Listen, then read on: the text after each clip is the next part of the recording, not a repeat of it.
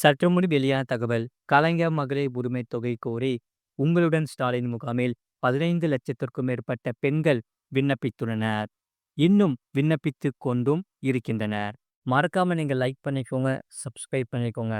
அதாவது புதிய ration card பெறுபவர்கள் அனைவரும் முதல் வேலையாக இந்த கலைஞர் மகளிர் உரிமை தொகை திட்டத்துக்கு விண்ணப்பிக்கவே செல்கின்றனர். ஏனென்றால் கலைஞர் மகளிர் உரிமை தொகை திட்டத்திற்கு விண்ணப்பிக்க ரேஷன் கார்டு கட்டாயம்.